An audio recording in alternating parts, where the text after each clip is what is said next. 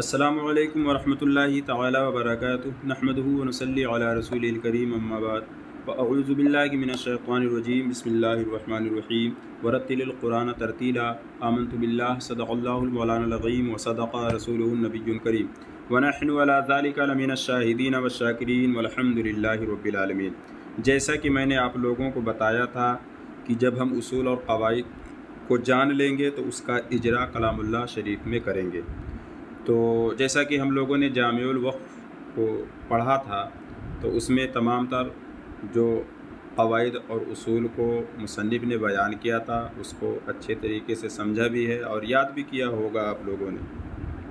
اسی طرح مخارج کے تعلق سے بھی ہم جان چکے ہیں، صفات کے تعلق سے بھی جان چکے ہیں، اور میم ساکن کے تعلق سے، نون تنوین، لام ادغام سب کے تعلق سے ہم بتا چکے ہیں، ٹھیک ہے، اور آپ لوگوں نے جان لیا۔ اب اگر جن لوگوں نے نہیں جانا ہے تو یہ ان کی کمی ہے، وہ اپنی کمیاں دور کریں۔ لہٰذا اگر نہ یاد ہو تو مخارج، صفات اور تمام تر اصول و قواعد کو یاد کر ڈالیں، کیونکہ اجرا میں ان کا اہم رول ہوگا۔ اجرا کرنے کا طریقہ یہ ہوگا کہ ہم جب کسی آیت کو پڑھیں گے تو اس میں سے پہلا حرف جو ہوگا اس حرف کا ہم مخرج بیان کریں گے۔ اب وہ مخرج اگر تمایز بالمخرج ہے تو پھر اس میں صفت ممیزہ بیان کرنے کی ضرورت نہیں ہے، ہاں بس اتنا ضرور بیان کرنا پڑے گا کہ یہ حرف صفت کے اعتبار سے اقوی ہے، قوی ہے، متوسط ہے، ضعیف ہے یا اضعاف ہے۔ اب اقوی کسے کہتے ہیں، قوی کسے کہتے ہیں، متوسط کسے کہتے ہیں، ضعیف کسے کہتے ہیں، اضعاف کسے کہتے ہیں، اس کے تعلق سے گزشتہ سبق میں بہت اچھے طریقے سے میں نے سمجھانے کی کوشش کی ہے، آپ وہ سبق سن کر اور سمجھ سکتے ہیں، ٹھیک ہے۔ اور اگر کسی کے پاس میری کتاب تفہیم قرات ہو تو بہت اچھی بات ہے، اس میں تو ساری چیزیں بیان کر دی گئی ہیں اور سوال و جواب کے ساتھ ہے، تو وہ آپ کو سمجھنے میں بہت زیادہ آسانی ہوگی انشاءاللہ۔ تو ٹھیک ہے، تو اتنا بیان کرنا ہے۔ اس کے بعد میں پھر اگر کوئی ایسا حرف ہے جو متحد فی المخرج ہو، یعنی اس مخرج میں کئی حرف ہوں یا دو حرف ہو، تو پھر اس حرف میں صفت ممیزہ کا ذکر کرنا ضروری ہوگا، تاکہ پتہ چل جائے کہ اپنے ہم جنس حرف سے یہ حرف کس صفت کی بنیاد پر الگ ہوا، یعنی کس صفت کی بنیاد پر ممتاز ہوا۔ اسی طرح اگر کوئی ایسا حرف ہے جس میں صفت عارضہ بھی ہوتی ہیں تو اس کا بھی ذکر کرنا پڑے ہوگا، جیسے رام ترقیق تفخیم کے تعلق سے کلمہ جلالہ شریف کلام پر ہوگا یا باریک ہوگا، تو قاعدے کے تحت اس کو بھی بیان کرنا پڑے گا۔ اسی طرح اخفاء، ادغام، گنہ، مد وغیرہ بھی بیان کرنا پڑے گا۔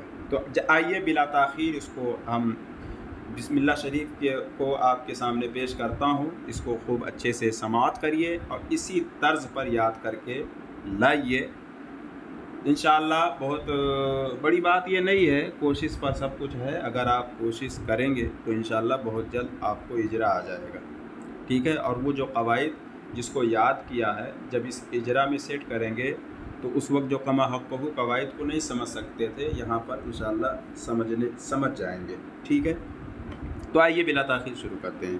اعوذ باللہ من الشیطان الرجیم، بسم اللہ الرحمن الرحیم۔ یہاں پر دیکھیے پہلا حرف با ہے۔ با کا مخرج کیا ہے؟ یہ دونوں ہونٹوں کے تر حصے سے ادا ہوتا ہے، اس کو حروف شفویہ کہتے ہیں، اور یہ تمایز بالمخرج ہے۔ ایک چیز اور بتا دیں کہ ہم نے جو اجرا میں مخارج کا اختیار کیا ہے وہ علامہ خلیل علیہ الرحمہ کے مذہب کا اختیار کیا، یعنی 17 مخارج کا اختیار کیا۔ اس کو یاد رکھیے گا، ٹھیک ہے، کیونکہ مخارج کے تعداد میں اختلاف ہے، 14، 16، 17، تو ہم نے 17 والے مذہب کو اختیار کیا ہے، تو لہٰذا اس حساب سے با جو ہے یہ کیا ہوگا؟ تمایز بالمخرج ہوگا۔ اور صفت کے اعتبار سے با قوی حرف ہے۔ با کیا ہے؟ قوی حرف ہے۔ اور با میں قلقلہ ہے، قلقلہ کو بھی بتا دیا جاتا ہے، ٹھیک ہے، اس لیے بتا دو با میں قلقلہ۔ اس کے بعد میں سین، تو سین یہ جو ہے متحد فی المخرج ہے، یعنی صاد زا سین، یہ حروف صفیریہ کہلاتے ہیں، زبان کی نوک اور دونوں دانتوں کے اندرونی کنارے سے ادا ہوتے ہیں، ٹھیک ہے۔ اب اس میں صفت ممیزہ جو ہے کیا ہے، تو اس کو یوں جانیے کیا ہے، زا سین صاد۔ تو زا کے مد مقابل سین میں صفت ممیزہ ہمس ہے، اور صاد کے مد مقابل سین میں صفت ممیزہ انفتاح ہے، یعنی اس میں دو صفت ممیزہ ہیں، کون، ہمس اور انفتاح۔ اور صفت کے اعتبار سے سین جو ہے یہ حروف ضعیف ہے۔ آگے چلیے، میم۔ میم یہ حروف شفویہ ہے، دونوں ہونٹوں کے خشک حصے سے ادا ہوتا ہے، یہ تمایز بالمخرج ہے، یہ تمایز بالمخرج ہے، اور صفت کے اعتبار سے میم جو ہے صفت کے اعتبار سے اضعف ہے، ٹھیک ہے۔ یہاں پر حمزہ آ رہا ہے، تو گرچہ حمزہ پڑھا نہیں جا رہا ہے لیکن اس کا بھی اجرا اگر کریں تو کر سکتے ہیں کہ حمزہ جو ہے یہ شروع حلق سے ادا ہوتا ہے، حروف حلقیہ میں سے ہے، شروع حلق سے ادا ہوتا ہے، اور یہ متحد فی المخرج ہے، اس کے ساتھ ایک حرف اور ہے وہ ہا ہے۔ تو حمزہ میں صفت ممیزہ جہر اور شدت ہے، حمزہ میں صفت ممیزہ زہر اور شدت ہے، اور صفت کے اعتبار سے یہ حروف متوسط ہے۔ بات سمجھ میں آئی؟ اس کے بعد میں لام مشدد، کلمہ جلالت شریف کا لام مشدد، اور حالت وصل، یہاں جب بسم اللہ سے ہم وصل کریں گے تو پہلے اس کا مخرج بیان کر لیتے ہیں، کیونکہ پہلے مخرج بیان کیا جائے گا، اس کے بعد میں صفت عارضہ اور صفت لازمہ وغیرہ بیان کی جائیں گے، ٹھیک ہے۔ تو لام یہ حروف طرفیہ میں سے ہے، زبان کا کنارہ اور زواحق سے ثنایا تک کے مسوڑوں سے ادا ہوتا ہے، یہ تمایز بالمخرج ہے، صفت کے اعتبار سے لام ضعیف حرف ہے۔ لام مشدد ہے، کلمہ جلالت شریف کا ہے، میم کو جب لام سے ملا کر پڑھیں گے حالت وصل میں تو لام باریک ہوگا، کیونکہ لام کلمہ جلالت سے اللہ کے یعنی کلمہ جلالت شریف کے لام سے پہلے زبر یا پیش نہیں ہے۔ اس کے بعد میں یہاں پر الف بھی پڑھا جاتا ہے، تو الف کا مخرج جو ہے جوف دہن ہے، تمایز بالمخرج ہے، اور کیونکہ میں نے علامہ خلیل کا مذہب اختیار کیا، ٹھیک ہے، ورنہ فرہ نے تو شروع حلق میں الف کو بھی شمار کیا ہے۔ تو تمایز بالمخرج ہے، تمایز بالمخرج ہے، صفت کے اعتبار سے الف جو ہے متوسط حرف ہے، ٹھیک ہے۔ اس کے بعد میں ہا، ہا متحد فی المخرج ہے، اس کے ساتھ حمزہ ہے، اس میں کیا بولتے ہیں، ہا متحد فی المخرج ہے، یعنی شروع حلق سے ہا ادا ہوتا ہے، اس کے ساتھ حمزہ ہے، تو اس میں ہا میں صفت ممیزہ جو ہے ہمس اور رخاوت یعنی رخاوت ہے۔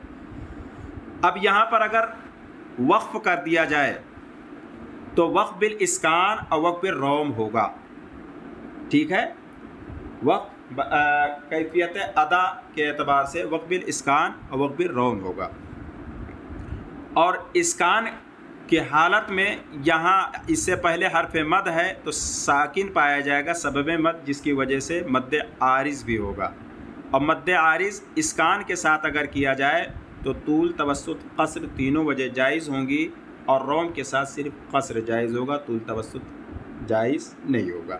اس کے بعد میں پھر حمزہ آیا، حمزہ یہ متحد فی المخرج ہے، اس کے ساتھ شروع حلق سے ادا ہوتا ہے، اس کے ساتھ ہا ہے، اور اس میں صفت ممیزہ جو ہے وہ جہر اور شدت ہیں، صفت کے اعتبار سے یہ حروف متوسط ہے۔ لام، لام جو ہے لام تعریف ہے یہ، تو لام اس کا مخرج جو ہے یہ حروف طرفیہ میں سے ہے، زبان کا کنارہ اور زواحق سے ثنایا تک کے مسوڑوں سے ادا ہوتا ہے، صفت کے اعتبار سے یہ حروف لام جو ہے ضعیف ہے۔ لام تعریف ہے تو لام تعریف کا رام ادغام ہوگا، کیونکہ ابغی حج کا وخفا عقیمہ میں سے کوئی حرف نہیں ہے۔ اس کے بعد میں را مشددہ ہے، تو را کیا بولتے ہیں، یہ حروف طرفیہ میں سے ہے، زبان کی نوک اور مقابل کے دانتوں سے ادا ہوتا ہے، یہ تمایز بالمخرج ہے۔ پھر میں بتا دیتا ہوں، یہ جو ہے علامہ خلیل کا مذہب میں نے اختیار کیا۔ تو را تمایز بالمخرج ہے، صفت کے اعتبار سے را جو ہے یہ قوی حرف ہے اور را مشددہ یہاں پر ہوگی، را مشددہ یہاں پر ہوگی کیونکہ را مشدد پر زبر یا پیش ہو تو را پر ہوتی ہے۔ اس کے بعد میں ہا ہے، ہا یہ متحد فی المخرج ہے، یعنی اس کے ساتھ عین بھی ہے، حلق کے درمیان والے حصے سے ادا ہوتے ہیں عین اور ہا۔ تو ہا میں صفت ممیزہ جو ہے وہ کیا ہے؟ ہمس اور رخاوت کیا ہے؟ صفت ممیزہ ہے، ٹھیک ہے۔ اور صفت کے اعتبار سے ہا جو ہے یہ اضعف ہے، صفت کے اعتبار سے ہا اضعف ہے۔ میم جو ہے حروف شفویہ میں سے ہے، یعنی دونوں ہونٹوں کے خشک حصے سے ادا ہوتا ہے اور یہ تمایز بالمخرج ہے۔ صفت کے اعتبار سے میم اضعف حرف ہے۔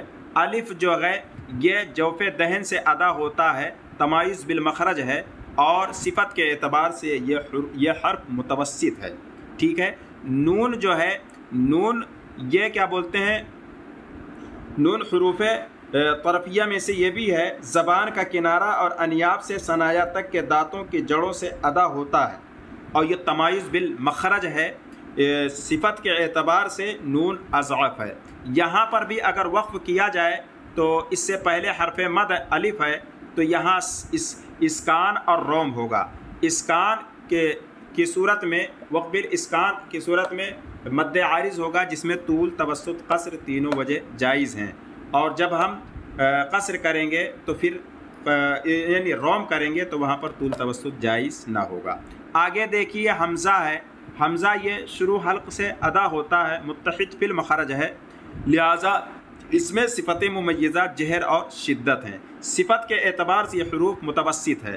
لام تعریف، یہ لام جو ہے حروف طرفیہ میں سے ہے، زبان کا کنارہ اور زواحق سے ثنایا تک کے مسوڑوں سے ادا ہوتا ہے۔ لام تعریف ہے، لام تعریف کا را میں ادغام ہوگا کیونکہ اس کے بعد ادغی حجکہ و خفہ عقیمہ میں سے کوئی حرف نہیں آتا۔ را مشددہ، یہ را جو ہے یہ بھی حروف طرفیہ میں سے ہے، زبان کی نوک اور مقابل کے دانتوں سے ادا ہوتا ہے۔ را مشدد یہاں پر ہوگی کیونکہ را پر زبر ہے، ٹھیک ہے۔ اور صفت کے اعتبار سے را جو ہے یہ قوی حرف ہے۔ اس کے بعد میں ہا ہے، ہا یہ متحد فی المخرج ہے، یعنی اس کے ساتھ ایک حرف اور عین ہے، ٹھیک ہے۔ یہ درمیان حلق کے درمیان والے حصے سے ادا ہوتے ہیں۔ اس میں جو صفت ممیزہ ہے، ہا میں صفت ممیزہ ہمس اور رخاوت ہے۔ یا مدہ جوف دہن سے ادا ہوتا ہے، تمایز بالمخرج ہے، یا جو ہے صفت کے اعتبار سے ضعیف حرف ہے۔ میم جو ہے یہ حروف شفویہ میں سے ہے، میم کا مخرج جو ہے کیا ہے؟ دونوں ہونٹوں کے خشک حصے سے ادا ہوتا ہے، تمایز بالمخرج ہے۔ صفت کے اعتبار سے یہ حروف کیا ہے؟ اضعف ہے۔ یہاں پر بھی اگر وقف کیا جائے تو کیا بولتے ہیں؟ وقف بالاسکان اور وقف بالروم ہوگا۔ وقف بالاسکان کی صورت میں سبب پایا جائے گا اور اس سے قبل حرف مد ہے، لہٰذا مد عارض ہوگا۔ مد عارض میں طول، توسط، قصر تینوں جائز ہیں۔ ویڈیو لمبی ہو رہی ہے، بس یہیں تک کے رکھتے ہیں، اس کو اسی طرح سے یاد کر لیں۔